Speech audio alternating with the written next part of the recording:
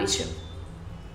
આજે ભાણવડ શહેર કોંગ્રેસ અને તાલુકા કોંગ્રેસે મામલતદાર શ્રી ભાણવડને આવેદનપત્ર આપી ભાણવડ તાલુકામાં જે ખેડૂતોને નુકસાન થયું છે, માલધારીને નુકસાન થયું છે, પશુઓનો ચારો સંપૂર્ણપણે ખલાસ થઈ ગયો છે, એ વિષય પર ધ્યાન દોરી ગુજરાતના ખેડૂતોને પૂરતું અને સન્માનજનક વળતર મળે, ગુજરાતના ખેડૂતોને જે પાક વીમા યોજના હતી એ યોજના બંધ કરી દીધી છે। ગુજરાતના ખેડૂતો માટે મુખ્યમંત્રી કિસાન સહાય યોજના હતી, આ યોજનાનો પણ અમલ કરવામાં નથી આવતો। મુખ્યમંત્રી કિસાન સહાય યોજનામાં 1 હેક્ટર દીઠ 1 લાખ રૂપિયાની જે 4 હેક્ટર દીઠ 1 લાખ રૂપિયાની સહાય આપવાની હતી એ ધોરણથી સહાય આપે, ખેડૂતોને જે નુકસાન થયું છે એ ધ્યાનમાં રાખીને સહાય આપે અને ખેડૂતોને લાગે કે ના સન્માનજનક સહાય છે એવી સહાય આપે, એવી અમારી માંગણી છે। અને ખાસ ખેડૂતોમાં એક આક્રોશ છે કે નરેન્દ્રભાઈ મોદીની સરકારે ઉદ્યોગપતિઓના જે 15 લાખ કરોડ રૂપિયા જે લોન લઈ ગયા હતા એ લોન માફ કરી દીધી। આ ખેડૂત લોન માફ થતી હોય તો ગુજરાતના ખેડૂતોને સહાય કેમ ના થાય? આ પ્રશ્ન એક ખેડૂત પૂછે છે। કોંગ્રેસ પક્ષે પણ આ પ્રશ્ન પૂછ્યો છે।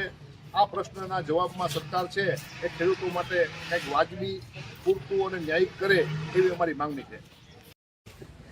આજે દેવભૂમિ દ્વારકા જિલ્લાના ભાણવડ તાલુકામાં જે કમોસમી વરસાદ થયો છે અને જે ખેડૂતોને અઢળક નુકસાન થયું છે તેના અનુસંધાને આજે ભાણવડ તાલુકાના તમામ ખેડૂતોએ ભાણવડ મામલતદાર સાહેબને આવેદનપત્ર આપી અને પોતાની રજૂઆત કરી છે કે આ વર્ષનું સંપૂર્ણ દેવું માફ થાય અને જેને ધિરાણ નથી લીધેલા એના ખાતામાં હેક્ટર દીઠ સારામાં સારી રકમ જમા થાય કે 50,000 જેવી હેક્ટર દીઠ રકમ જમા થાય એવી તમામ ખેડૂતોની માગણી છે।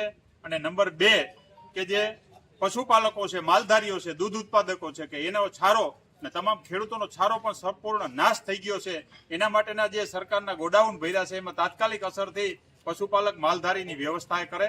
અને નંબર 3 કે જે ટેકાના ભાવે માંડવીની જે મગફળીની ખરીદી થવાની છે તે મગફળીની ખરીદી નહીં, જે કેન્દ્ર સરકારની અશોક ગોલાટી જે કંપની છે એમના તરફથી જે ખેડૂતોના ખાતામાં ડાયરેક્ટ પૈસા જમા થાય એ બાબતની વ્યવસ્થા કરે।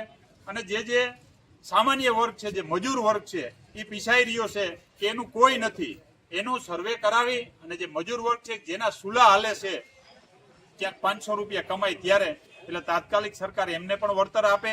અને ભાણવડ તાલુકામાં જે કમોસમી વરસાદ થયો છે અને જે શિયાળુ પાકનું જે વાવેતર છે એ વરસાદના હિસાબે જે મોડું થવાનું હોય એ નિમિત્તે તાત્કાલિક અસરથી સરકાર જે ખાતરનો જથ્થો છે નથી મળતો એ તાત્કાલિક અસરથી પૂરો કરે એવી અમારા ભાણવડ તાલુકાના તમામ ખેડૂતોની માગણી છે। જય જવાન, જય કિસાન।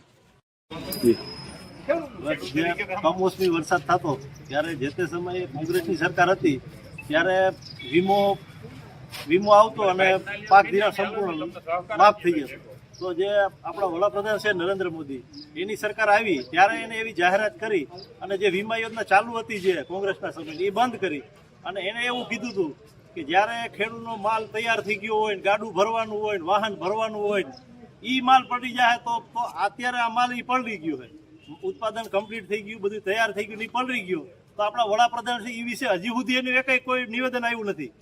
તો એના માટે જે એને વાત કરી હતી જાહેરમાં લાલ કિલ્લા ઉપરથી એ બાબત એને